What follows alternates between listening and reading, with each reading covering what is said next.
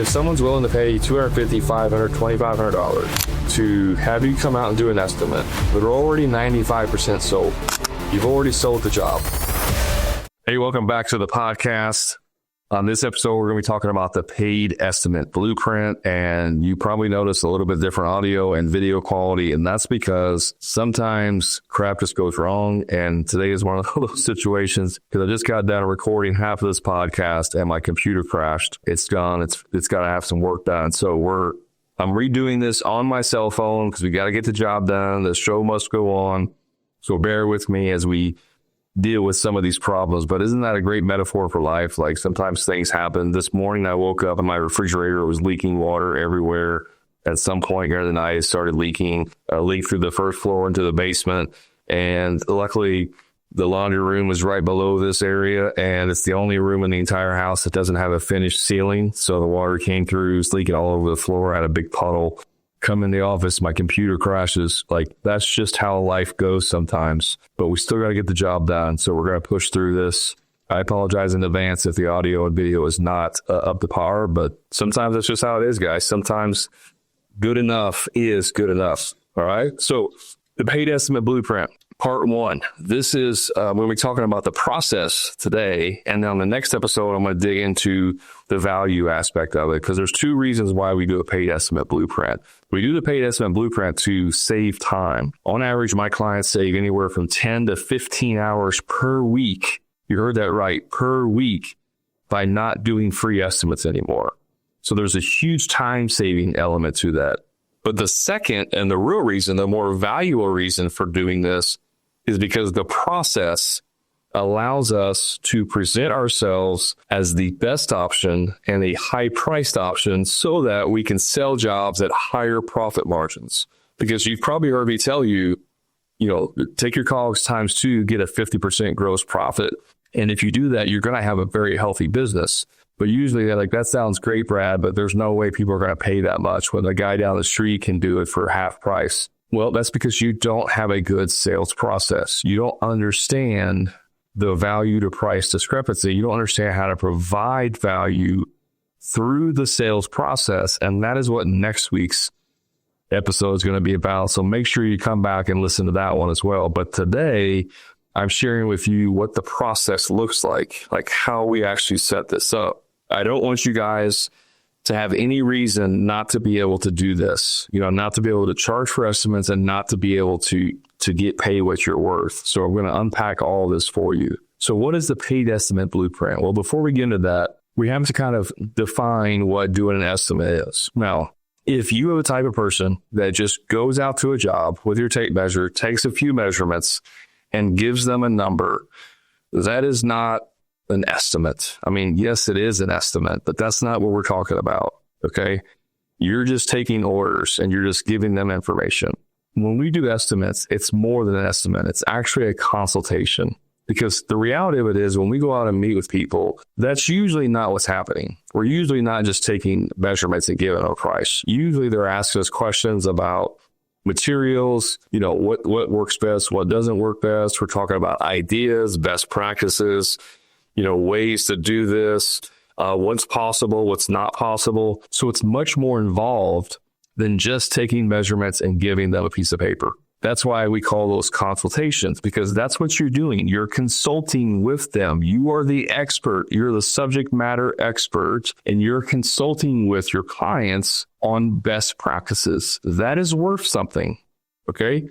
That is completely worth value in time. And so you should be paid for that.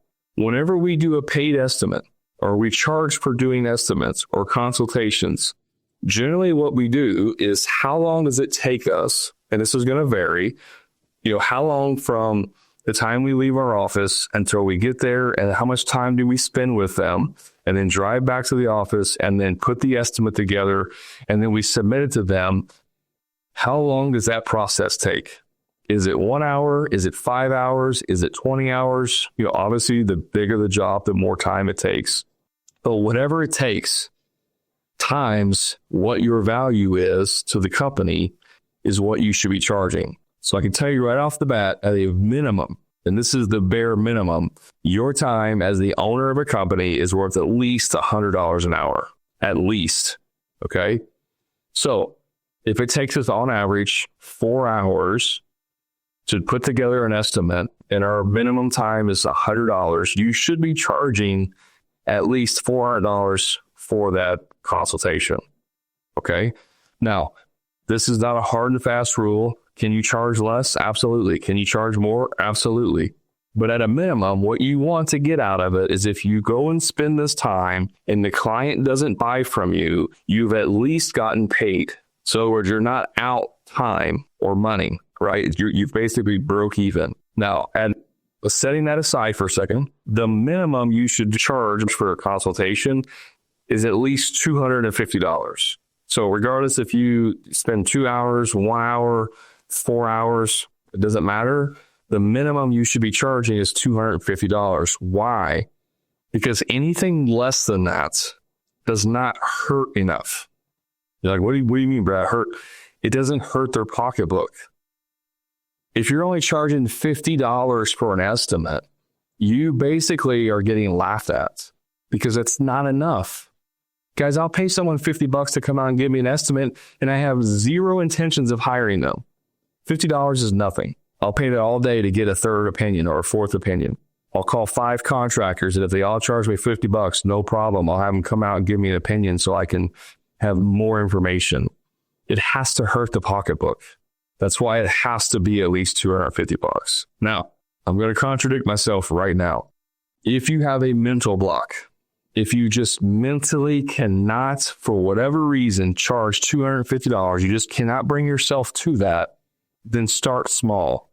Start at $50, then $100, and then $150, and then $200, then $250. Do whatever it takes to get over that mental block. But I'm telling you, for normal operations, $250 is the minimum. Okay. Now I have clients that charge $2,500 to go out and do a consultation. And there's anywhere in between. That depends on if you're providing, drawings or not, if you're providing designs, if it's, and if the client wants designs, but you don't normally do it, if you always do a design, regardless if the client wants it, there's lots of reasons and calculations of how to figure out the best pricing. But generally, the estimate itself is a small investment of a minimum of $250 up to whatever it is to cover your time. And then any design work on top of that is an additional price, and that does not get credited back.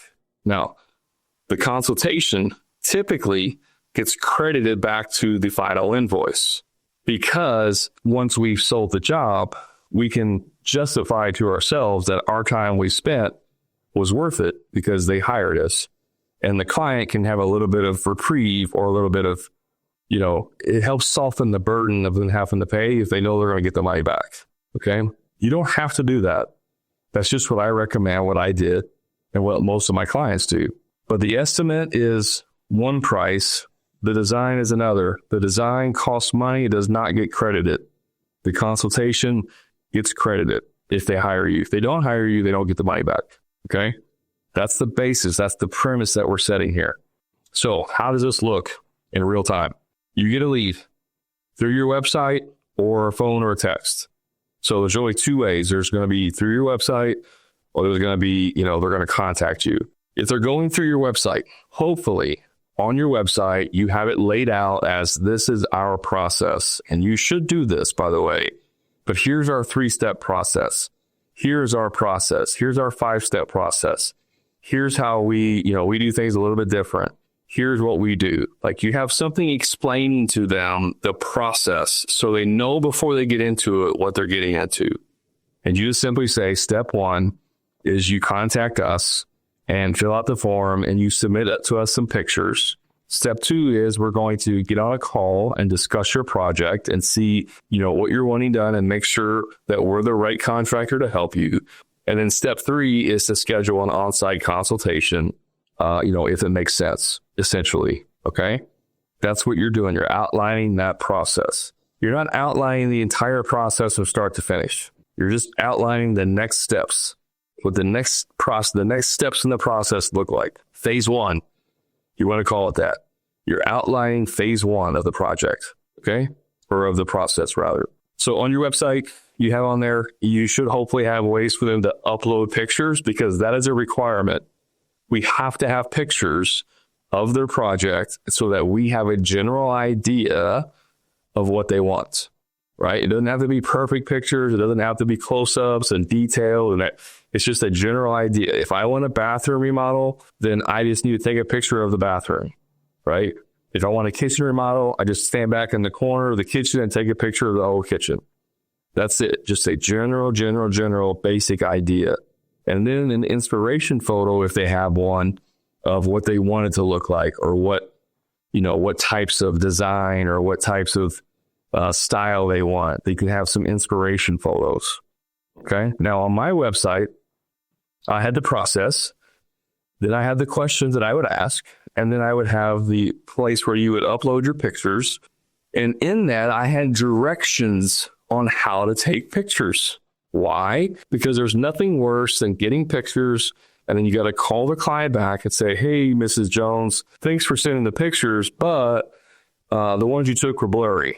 Or you zoomed in so close to one piece of tile on your backsplash that I couldn't even tell what the whole project looked like.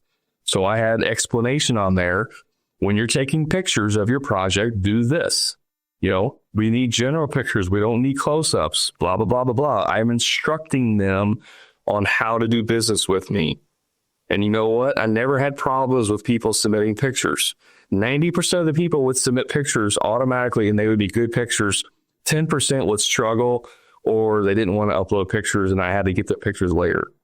But you can make this process super easy for you by simply giving your clients instructions on your website. You may think, well, that's common sense. It doesn't matter. People like to be told what to do. They like to know exactly what to do. They don't want to guess on what they're supposed to do. So have very clear instructions, okay? That's the website. Whenever they submit the form with the pictures, you now have the information. You can use an automation. You can manually do this, but you're going to contact them and say, thank you for contacting us about your project. Here's a link to schedule a call with us. And they're going to schedule a call with you, what we call a discovery call. So they're going to schedule a discovery call with you. You have the pictures. You know what they want. You're going to get on the call with them, and you're going to have a conversation. You're not going to sell anything.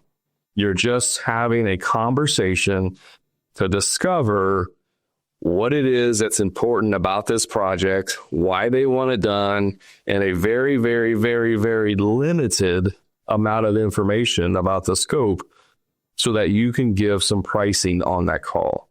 Okay? We'll get into that here in a second. You get the pictures. You send them a link. They schedule a call. That's through the website. Let's say they call you or text you or email you. You reach out to them and say, Cindy, thank you so much for reaching out to us. Our process is a little bit different, and a lot of our clients really seem to enjoy it. We like to have you send us some pictures of your project, and then we will jump on another call where we'll find out more about your project, make sure we can help you, and then I'll even be able to share with you on that call what other clients have invested for some of their projects. That's our process. That's what we're telling them. Usually they say, sounds great. When I get home from work, I'll text you some pictures. I'll send you some pictures. Or I got some pictures now, I can send them to you. We're not trying to sell or find out information on that call. Now, we call that a mini discovery call because occasionally you'll get into a tiny bit of scope and a tiny bit of information, but that's not the purpose, right? The purpose is to get the pictures to schedule the next call. Why do we want to do this? Well, because I want to be able to review the information ahead of time.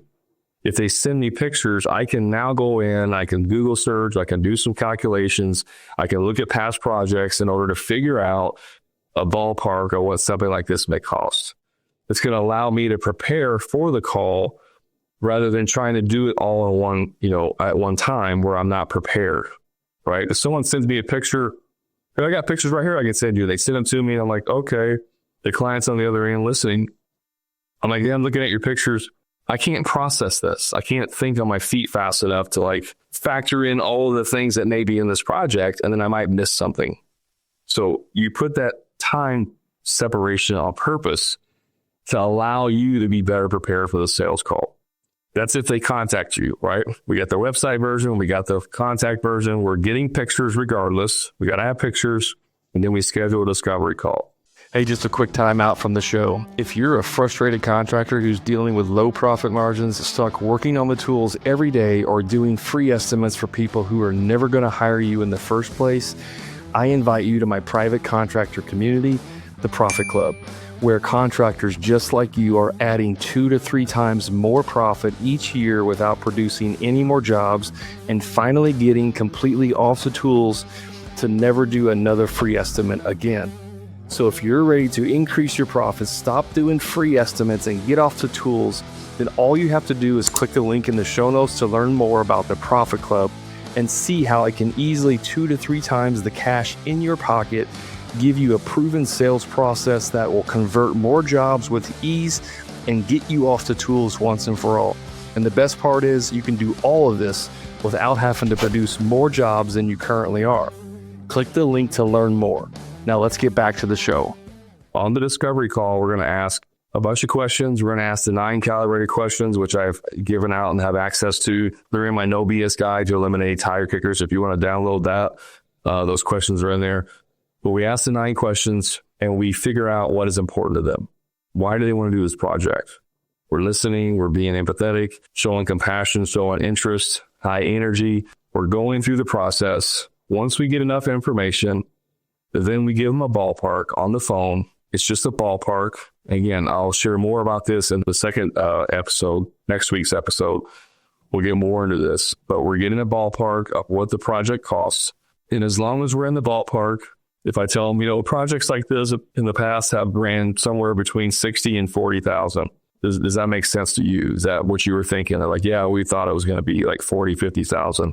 Awesome. So we're in the ballpark. The timeline's good. We've pre-qualified all that.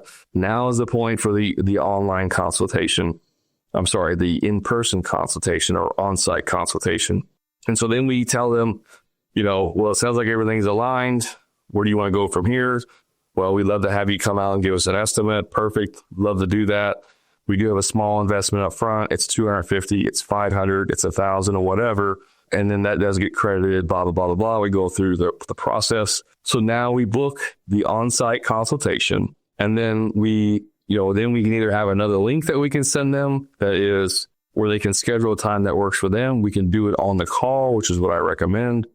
Try to schedule it on the call. If they got to talk to their spouse, try to schedule it anyways, and then they can cancel if they need to.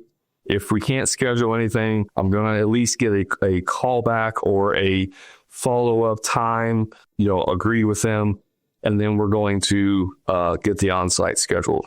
Then once we have the on-site scheduled, we go out there, we meet with them, we do the estimate, we do the consult, and we give them the price. We give them the estimate, the actual detail or the final price estimate, and then we book them. Okay? Now, here's the thing. That's it in a nutshell. Here's the thing. If someone's willing to pay $250, $500, $2,500 to have you come out and do an estimate, they're already 95% sold. You've already sold the job. Okay?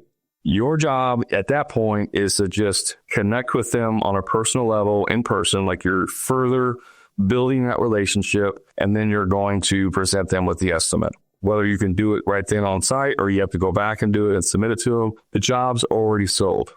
It's already 95% sold. This is why I've said an estimate or in my videos, like, you're doing estimates wrong. You don't go out and meet with someone and then do an estimate and then see if the job is sold. You pre-sell them on the phone, and then you go out and you double check and verify that what they talked about is what's actually out there and that the budget is going to align with the final estimate. Okay. Now, we'll get more of this in the next episode too, but I just want to touch on this a little bit. When you're doing your ballpark, most people get this wrong. The purpose of the ballpark is not to give them that exact price. Well, Brad, I got to go out there and look at it to give them an estimate. No, you don't. I don't give a crap what it is you do. I do not care. I don't care if you build airports. I don't care if you build space shuttles. I don't care if you clean gutters. You do not have to go out there and look at that to give a ballpark price. If you're fighting me on this, it's because you're so closed-minded and you're so freaking stubborn and your ego is so big that you just can't take any new information. Okay? I promise you and I'll bet any amount of money, you do not need to see it in person in order to give a ballpark. I don't even have to have pictures to give someone a ballpark. Now, pictures do help and I do recommend them, but you don't even have to have pictures to give a ballpark. And here's why.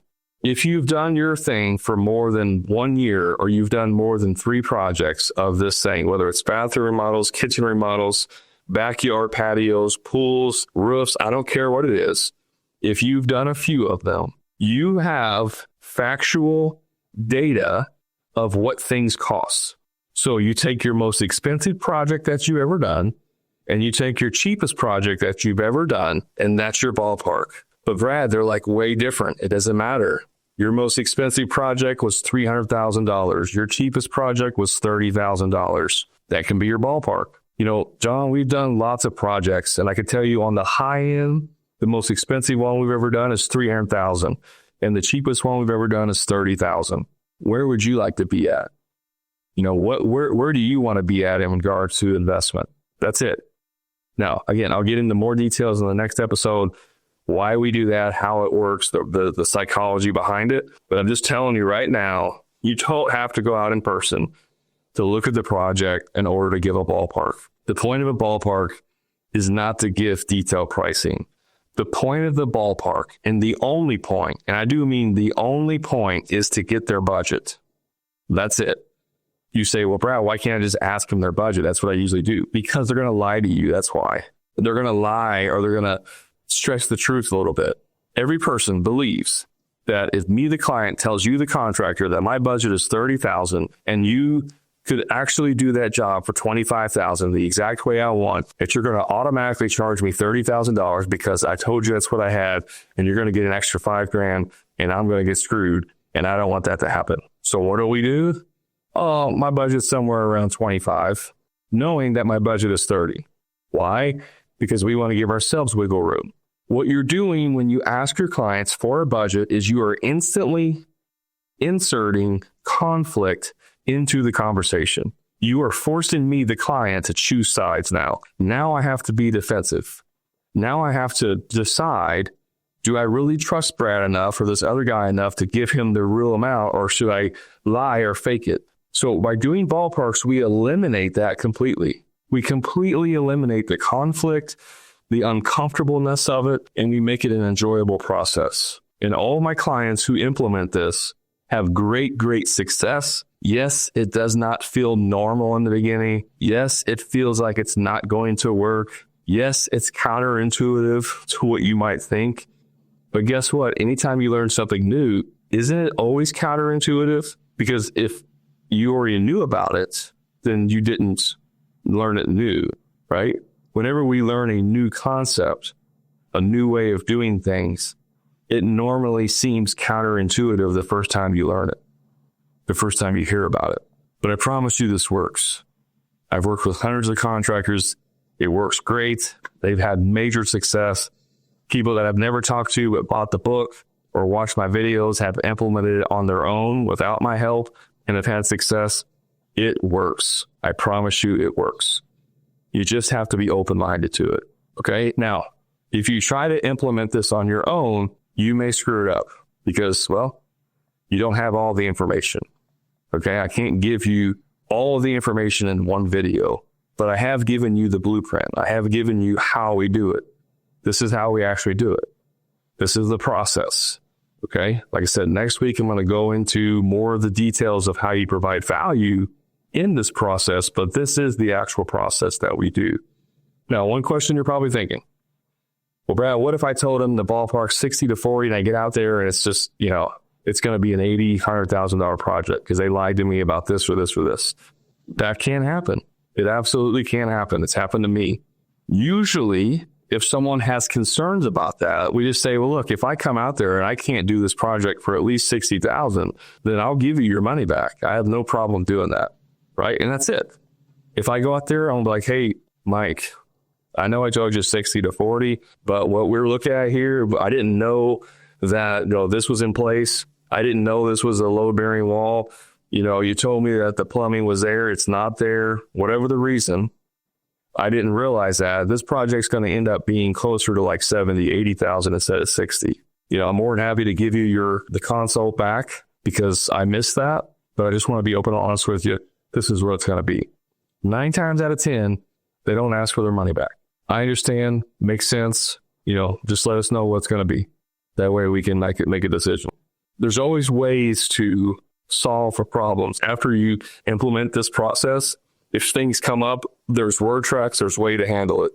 I can't cover every single possible scenario on this video, on this podcast, but there's always a way to solve for the problem. Okay. I'm going to leave you with a couple key things here. Sales in general is about tonality. It's about emotion. A lot of contractors are very factual. They're very direct and they're very product driven. Okay. So what happens is they ask questions. They're like, well, when do you want this done? Well, we're looking at, somewhere in the next 3 weeks. Well, I'm booked out for 3 months. Sorry, I can't help you. Guys, just because someone tells you they want it in 3 weeks and you're booked up 3 months doesn't mean that that's the end of the conversation. It just means that's what they were hoping. They may wait a year for you if they feel like you're the person. So you have to really check your ego here when you're talking to people. Is it going to take you 20 to 30 minutes, maybe 40 minutes to do a phone call? Yes. Is that better than going out there and meeting with them and spending 3 to 4 hours doing an estimate and not getting a job? Yes, it's still better, right? If you can sit at your desk and have 5 calls and 3 of them want to do an on-site, then you save yourself potentially 2 to 8 hours, depending on how long it takes you to go do an estimate. That's how you can easily save 10 to 15 hours or more per week by implementing this system. So you can't be rigid. You can't be just product driven. You have to trust the process and you have to employ empathy. You have to employ compassion. You have to actually give a shit about your customers.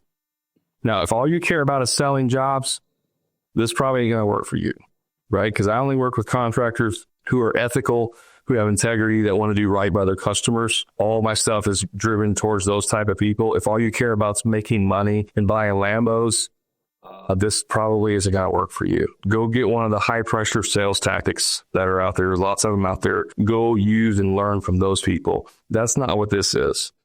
This is the most natural and comfortable and positive type of selling you can do. It's consultative selling and it's high energy and people love it. My clients love it. My contractors love it. Their customers love it. Everyone loves it. And it feels so natural and it feels so good that you'll never go back to doing a free estimate again. But you have to trust the process and you have to do it this way. Anytime someone tries to remove a piece of it or shortcut it, it doesn't work. It falls flat on its face. And then I get a message that says, this crap doesn't work. That's not the problem. You didn't work it right. That's a you problem. It's not a me problem. I have case studies. I have videos. I have screenshots. I mean, I can go into my community and just take 100 screenshots easily of people winning in conversations they've had. Because we have those conversations daily in our community. And it's like, hey, I just sold another one. I just sold a consult. This is my fifth consult this week. I just closed this person. I did this. We're having those conversations because we celebrate wins. And so we're seeing that happening in real time. So I know it works because I did it for many years. And then my clients are doing it with great success. The process works. You have to work the process. Don't reinvent the wheel. Last thing I want to say here. This is even people that come into the coaching and try this have problems. In the very beginning, when you start doing this, you're going to want to talk product.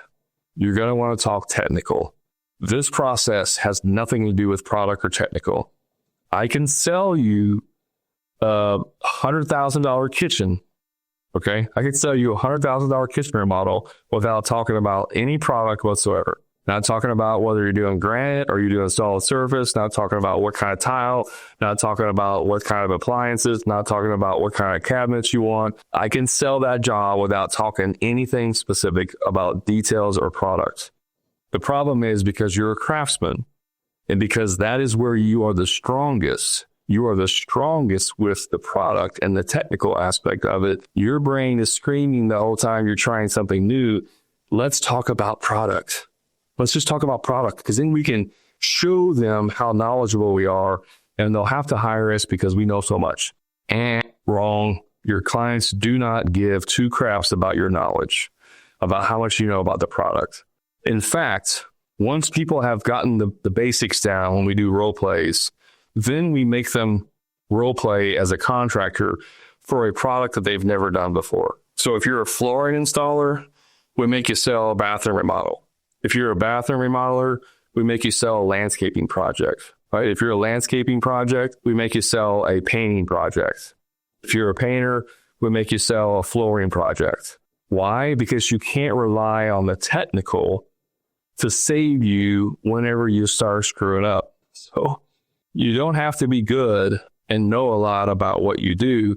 It's actually hurtful. It's a curse when you do know a lot, because what you'll typically start doing is puking all over your client with information. You'll word vomit all over your client because you're struggling of like, okay, what questions do I ask them that, okay, then I gotta give an estimate, I gotta give a ballpark on this. And they ask, well, Brad, I got a question, like, should we do heated floors? Like we're thinking about doing heated tile floors in the bathroom. Should we do that? And your brain goes, yes, I know all about heated tile floors. Let me spend the next 15 minutes doing a complete dissertation of all the pros and cons about heated tile floors.